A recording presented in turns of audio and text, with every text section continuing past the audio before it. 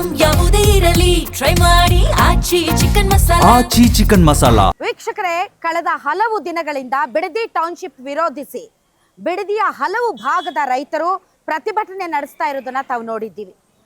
ಇವತ್ತು ನಿಮ್ಮ guarantee news ಈ ಹೋರಾಟಗಾರರ ಕೈ ಬಲಪಡಿಸೋದಕ್ಕೆ ಬಂದಿದೆ.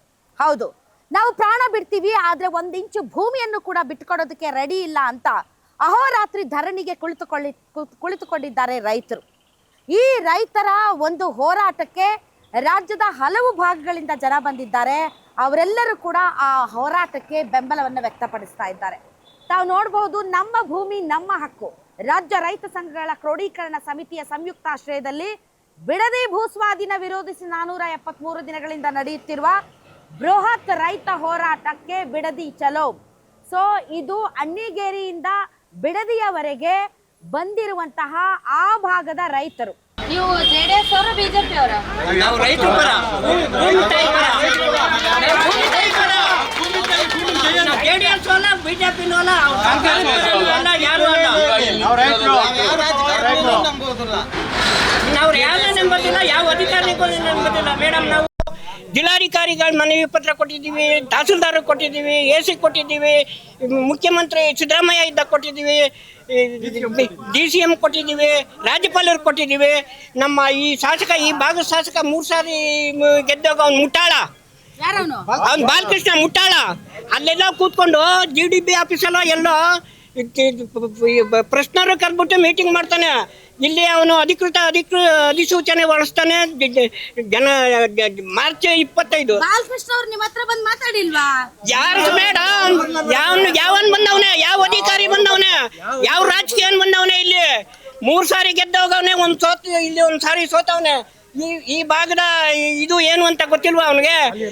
ಹಾಲಿ MLA ಈಗ ಹಳ್ಳಿನೂ ಗೊತ್ತು, ಇಲ್ಲಿ ಪರಿಸರನೂ ಗೊತ್ತು, ಎಲ್ಲ ಗೊತ್ತು. ಅವನು ಕಮಿಷನ್ ದಂಧೆಗೋಸ್ಕರ ಇಲ್ಲಿ 1 ದಿವಸ ಆದರೂ ಬರಲಿಲ್ಲ. ಅಧಿಕೃತ ಪ್ರಕಟಣೆ ಹೊಡಿಸ್ತಾನೆ, ಆಮೇಲೆ ನೋಟಿಫಿಕೇಶನ್ ಕೊಡ್ತಾನೆ, JMCಗೆ ಬಿಡ್ತಾನೆ. ನಾವು ತಡೆಗಟ್ಟಾಗ ಅಲ್ಲೆಲ್ಲೋ ಕೂತ್ಕೊಂಡು ಏನೇನೋ ಪೊಲೀಸ್ ಕರ್ಕೊಂಡು ದಬ್ಬಾಳಿಕೆ ಮಾಡ್ತಾನೆ. ಈ ದಬ್ಬಾಳಿಕೆ ಸರ್ಕಾರ DCM DK ಶಿವಕುಮಾರ್ಗೆ ಮನವಿ ಪತ್ರ ಕೊಡಕ್ಕೆ ಹೋದಾಗ, ಹೋಗಲ್ಲ ನೀವು ಯಾರು ಅಂತ ಗೊತ್ತು, ಯಾವ ಹಣೆ ಪಟ್ಕೊಂಡು ಕಟ್ಕೊ ಬಂದಿರಿ ಅಂತ ಗೊತ್ತು, ಏನ್ ಹಣೆಪಟ್ಟಿ ಅಂತೆ, ಯಾವ ಪಕ್ಷದವರು ಅಂತ ಗೊತ್ತು, ನನ್ನೇನು ಮಾಡಕ್ಕಂತ ಆಗಲ್ಲ ಅಂತ ದಬ್ಬಾಳಿಕೆ ಹೇಳ್ತಾರೆ ಸರ್ ಇವರು ರೈತರ ಮೇಲೆ. ರೈತರು ಏನು ಅಂತ ತಿಳ್ಕೊಟ್ಟವ್ರೆ. ನೀವ್ ಏನ್ ಮಾಡಿದ್ರು ಬಗ್ಗಲ್ಲ ಜಗ್ಗಲ್ಲ ಮಾಡ್ತೀನಿ.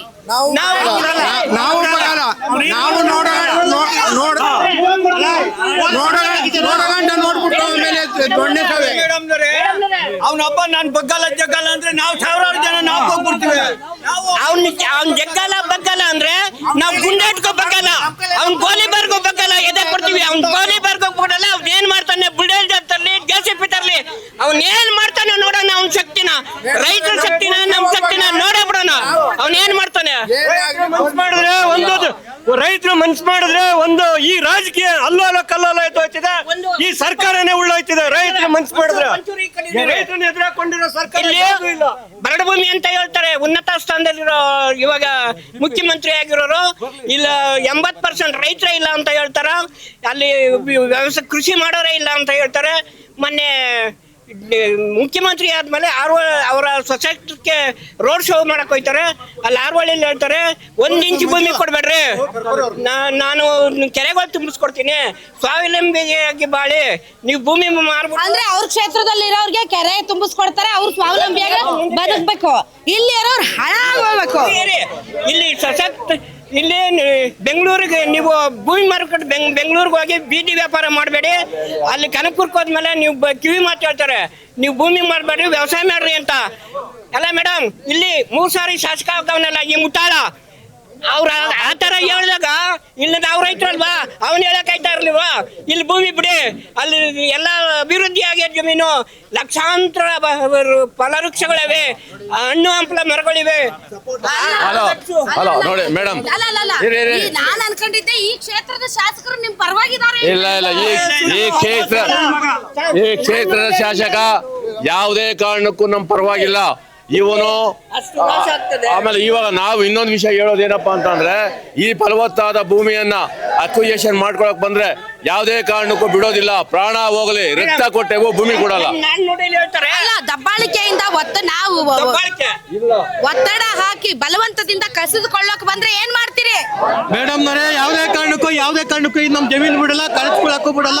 ನಮ್ಮ ಎದೆ ಕೊಡಕ್ ರೆಡಿ ಆಗಿದ್ದೀವಿ, ನಾವು ಜೀವ ಕೊಡಕ್ಕೂ ರೆಡಿ ಆಗಿದ್ದೀವಿ. ನಾವು ಮಾಧ್ಯಮದಲ್ಲಿ ನೋಡ್ತೀವಲ್ಲ, ತೆಂಗಿನಕಾಯಿನ ಬೆಲೆ ಗಗನಕ್ಕೆ ಹೋಯ್ತು, ರೇಷ್ಮೆ ಸೀರೆ ಬೆಲೆ ಗಗನಕ್ಕೆ ಹೋಯ್ತು, ಹಾಲಿನ ಬೆಲೆ ಗಗನಕ್ಕೆ ಹೋಯ್ತು, ತರಕಾರಿ ಬೆಲೆ ಗಗನಕ್ಕೆ ಹೋಯ್ತು ಅಂತ ಹೇಳ್ತಿರಲ್ಲ. ಇಲ್ಲಿರುವಂಥ 2.5 ಲಕ್ಷ ಮರಗಳನ್ನ ಕಡಿದ್ರೆ ತೆಂಗಿನಕಾಯಿ ಬೆಲೆ ಗಗನಕ್ಕೆ ಹೋಗುತ್ತೆ, ಇನ್ನೆಲ್ಲಿ ಹೋಗುತ್ತೆ?